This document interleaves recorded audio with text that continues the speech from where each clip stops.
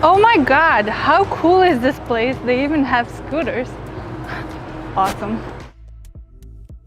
Hey guys, welcome back to the Kika Pet Academy. You might notice I'm super excited today. You remember on the first episode of Kika Pet Academy, I promised you that on our channel we're gonna reveal the biggest secrets in the pet food industry. And today we have a huge opportunity to see how the dry pet food is made from the inside the factory. Let's go, guys.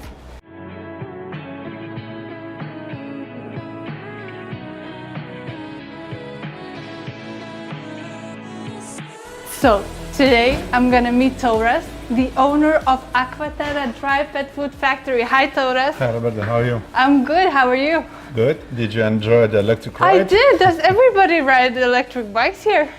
Okay, Toras, thank you so much again for inviting us to your factory. I'm super excited because on our Kika Pet Academy, in our videos, we always talk about dry pet food, about nutritional values, protein sources, and etc. And that's why I'm so excited today that we can see from the inside the factory how the dry pet food is made. So can you tell me a little bit more about Akvatera Dry Pet Food Factory? Yes, our factory was built in 2004, and the reason why we built the factory, it was our customers which were pushing us to deliver good products into the market. So we started from economy products, from the product to supermarkets, and later we developed premium and super premium products as well. Okay, so here in this factory you produce economy, premium and super premium range, all of them? Is correct. Okay, that's pretty cool. Okay, so I'm not gonna lie, before coming in here to the factory, I read a little bit more about Akvatera, and I noticed you say it's one of the most modern dry pet food factories in Northern Europe. Is that true? Yeah, it's true. It's true. As we built our factory in 2004, and we were close to our capacity, so around 2 years ago we started to rebuild our factory. And we have now the latest and most modern machinery in this industry, what we can buy for money. Okay, Toras, I can see so many awards here. What are they for? The awards of the products of the year. We are participating each year, and you see most of the gold and silver medals we got for our product. Okay, that's so cool. Okay, I'm so excited. Should we go in? Should we start seeing the factory? Let's do it. Let's go, guys.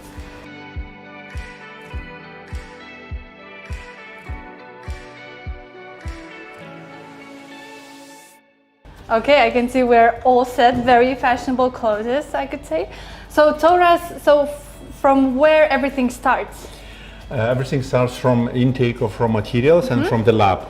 Because the lab is a very important place where we're checking all raw materials, which are mostly of them they're human grade. Okay. Let's go inside to look. Okay.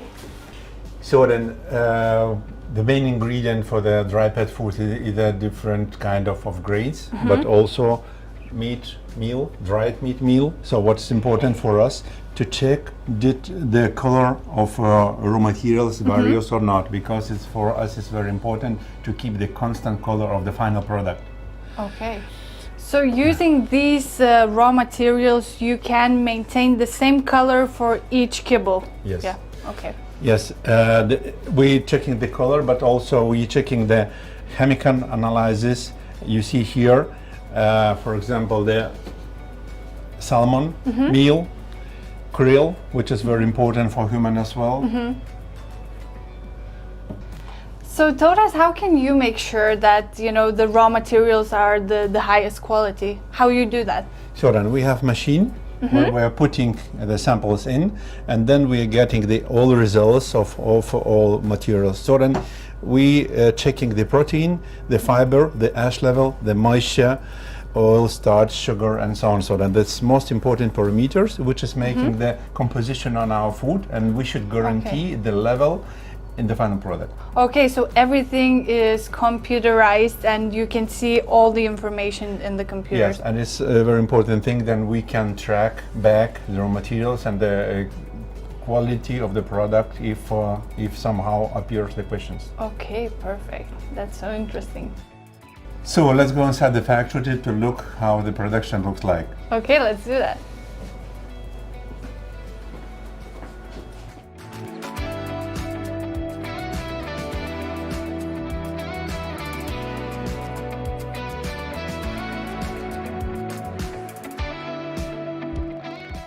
This part of the factory is where everything begins. So then we have the silo for the grain, meat meals. Oh, so then so we big. have the liquid additives. We have vitamins, minerals, where we will be lifted up to the second floor. Okay. And here the process begins.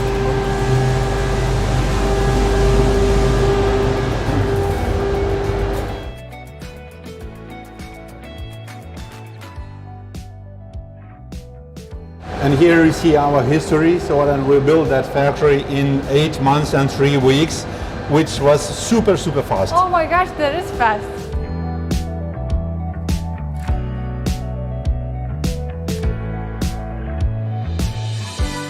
Okay, it's very loud in here. Yeah, it is, because we're grinding raw materials and we will start production soon.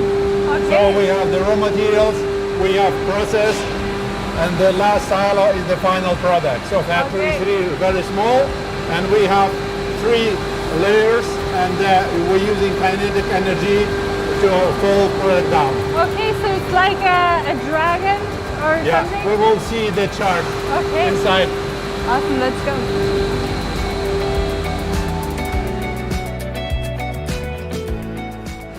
So this machine is our main equipment. It's an extruder, Okay. which extrudes the product. From upstairs, we're getting the dry mix, which is preheated and it has a little humidity.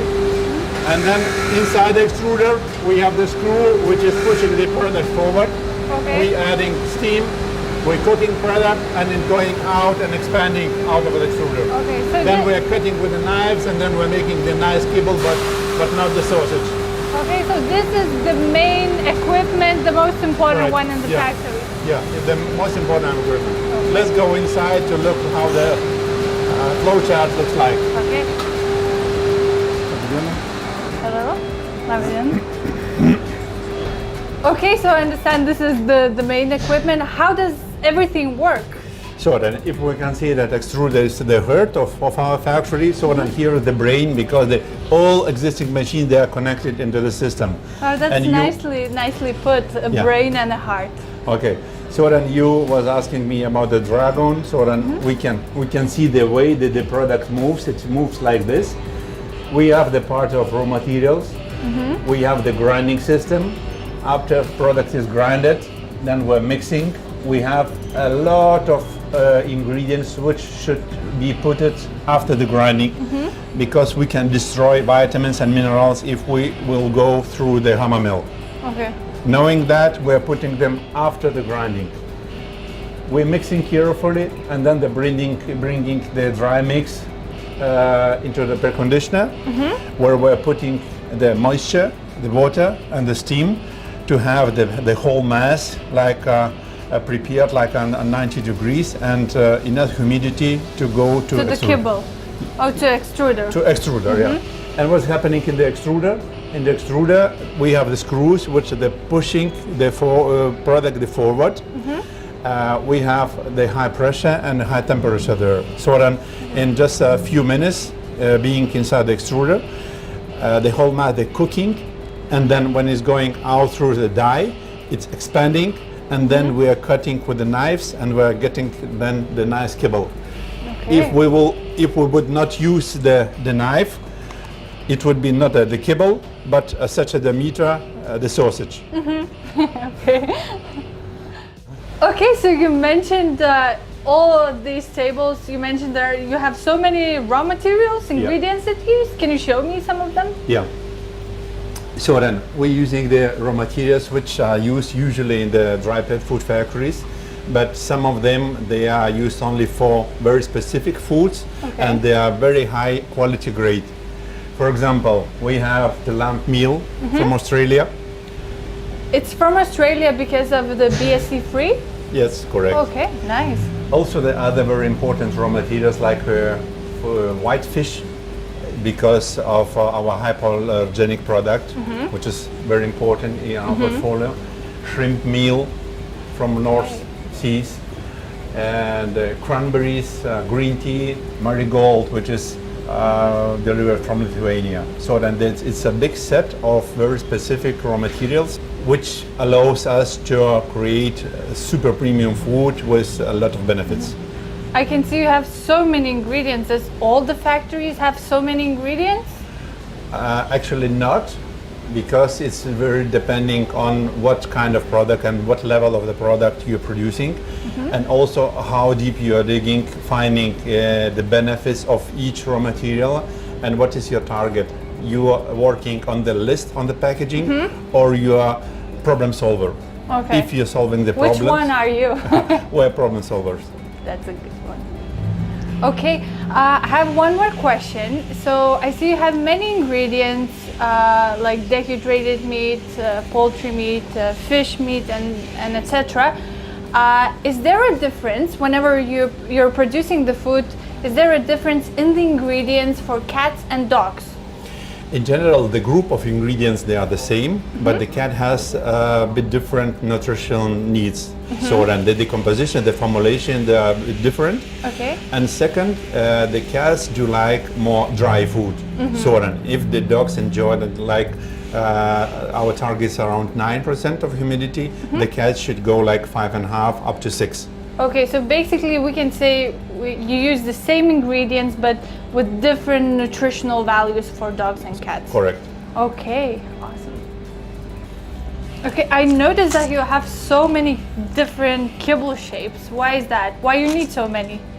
So then we have our customers, dogs and cats. So then they are in different ages and different sizes. The puppy will use the smaller kibbles when he's growing. And while he's the big, large dog, he needs a large kibbles. Also, there are some specific kibbles for the cats. For example, the cats which are with a flat nose, they need to have a triangle shape to more easy to pick the kibbles. Okay, nice. Okay, so everything looks very impressive, I could say. So I can see you seek for a very high quality, starting from the raw materials to the equipment and the process. This is very, very impressive. This machine is also very, very important for us because it allows us to add a high level of the fat into the product, which gives a lot of energy. Okay. So that it's vacuum inside and it's only one inlet and outlet. And it's turning around. So it's very, very advanced machine, which is produced by French company.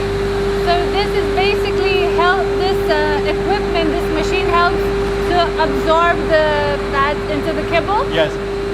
After we're filling the product inside the coater, we're making the vacuum inside, and then we're spraying the fat. The fat goes inside the kibble. Yeah. We're releasing the vacuum, and then we're applying the digest. So then we have a high content of fat, of energy, but it's locked inside the kibble. Okay. Let's go downstairs.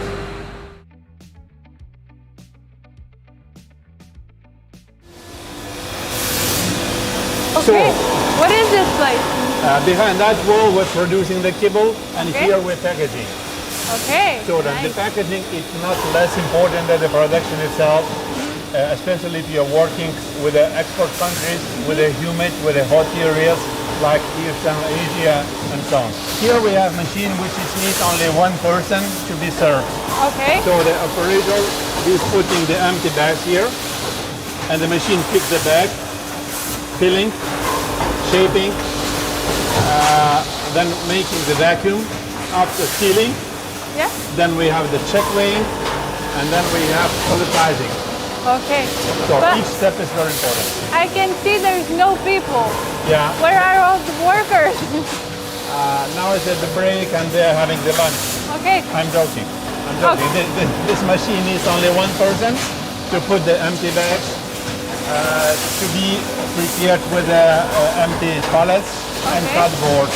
And all other process will be done by machine. So how many countries do you export today? We have 52 countries for now. 52. Yeah. That's a lot. And this machine can pack into the bag from 7 kilograms up to 20 kilograms. Okay. So, and then I mentioned before that we need only one person to keep this machine running. This is actually, I'm really shocked about this fact because it looks like such a huge machine and you need only one person to control everything. Correct.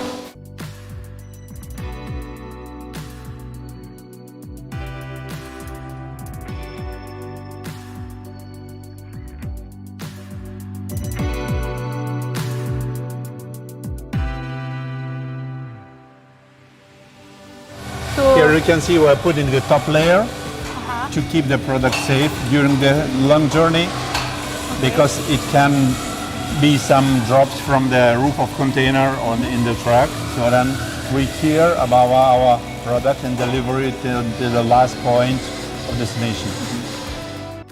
So Torres, this is the place where all the products from the factory comes to, yeah? To this place they come products only which we will be delivered to the export. Okay, okay. So for how long you keep them in here?